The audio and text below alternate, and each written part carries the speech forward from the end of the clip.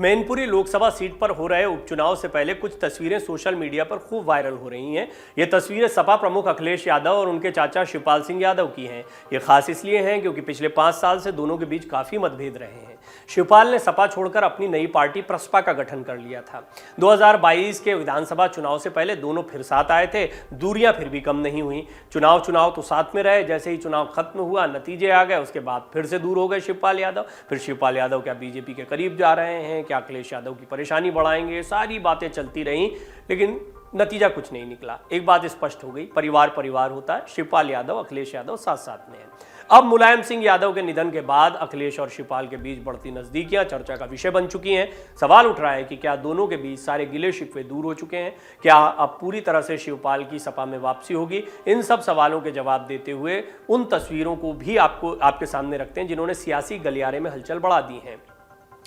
तमाम वरिष्ठ पत्रकारों का इस पर कहना है कि मैनपुरी का उपचुनाव यादव परिवार के लिए प्रतिष्ठा की बात है।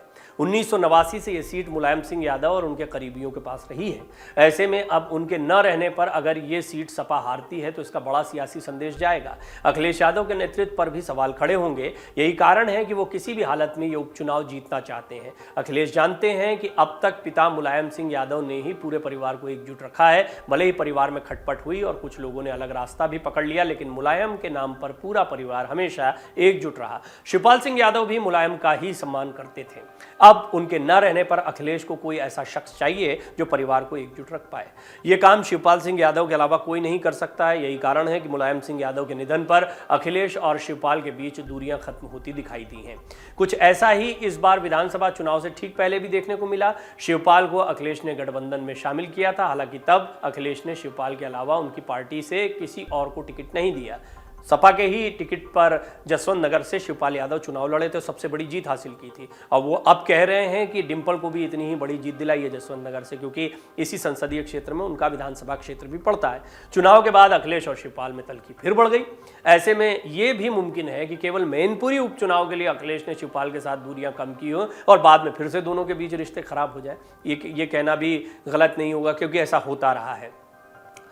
जो राजनीतिक विश्लेषक हैं और उत्तर प्रदेश की सियासत को करीब से देखते हैं, उनके मुताबिक शिवपाल सिंह यादव तभी सपा में वापस आएंगे जब उन्हें सम्मानजनक स्थिति मिलेगी या उनको लगेगा कि उनका सम्मान हो रहा है। और ये कब लगेगा? जब उनको कोई ऐसा पद मिले या कोई ऐसी जिम्मेदारी मिले।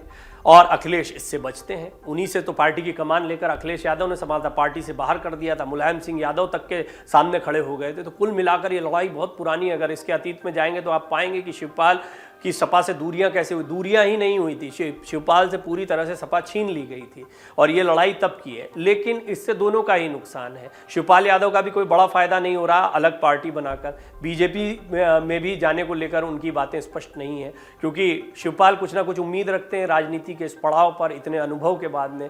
और बीजेपी किसी को भी जब साथ में लेती है, उन्हें कोई दिक्कत नहीं कोई आ जाए, लेकिन कार्यकर्ता के तौर पर आए, किसी पद की अपेक्षा के साथ में ना आए। अपर्णा यादव एक बहुत बड़ा उदाहरण है। कुछ भी नहीं मिला, लेकिन मैनपुरी चुनाव में सोचा जा रहा था कि उनका नाम क्या आगे होगा।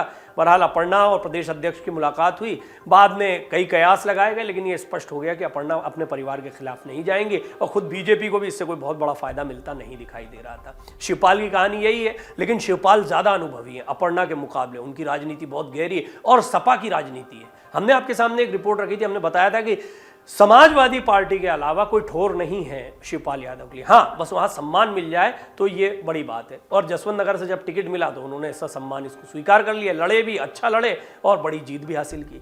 शिवपाल खुद इसके बारे में कई बार बोल चुके हैं। इसकी तस्वीरें काफी हद तक इस उपचुनाव के बाद साफ हो जाएगी कि दोनों का संबंध कैसा चलता है। ये भी पता चल जाएगा कि शिवपाल वापस सपा में शामिल होंगे या फिर अखिलेश से उनकी लड़ाई और तेज हो जाएगी। हालांकि अभी वो अखिलेश यादव के करीब जरूर दिख रहे हैं। करीब क्या, बिल्कुल साथ में खड़े हुए हैं। डिंपल यादव का जमकर प्रचार कर रहे हैं।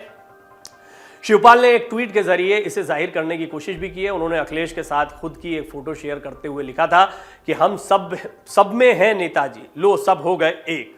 और वो अपने भाषणों में भी कह रहे हैं कि सब मांग कर रहे थे एक हो जाओ, लीजिए हम एक हो गए हैं। सोमवार को मैनपुरी में सपा की एक रैली हुई जिसमें सपा प्रमुख अखिलेश ने अपने चाचा के पैर छुए, जिसके बाद कहा जाने लगा कि एक बार फिर से सपा परिवार एक हो गया है। इस दौरान शिवपाल ने मार्मिक बयान दिया था। उन्होंने कहा कि नेताजी के साथ रहकर बहुत कुछ सीखा है, उनको कभी निराश नहीं किया, अखिलेश को भी निराश नहीं करूंगा। ये एक बड़ा सियासी संदेश है। अब आपको बता देते हैं कि मैनपुरी लोकसभा में समीकरण क्या है। मैनपुरी में अभी करीब 17 लाख वोटर्स हैं, इनमें 9,70,000 पुरुष हैं, 7,80,000 महिलाएं हैं। 2019 में इस सीट पर 58.5% लोगों ने अपने मताधिकार का प्रयोग किया था। मुलायम सिंह यादव की कुल 5,24,926 वोट उनको मिले थे, जबकि दूसरे नंबर पर भारतीय जनता पार्टी के प्रत्याशी प्रेम सिंह शाक्य रहे थे।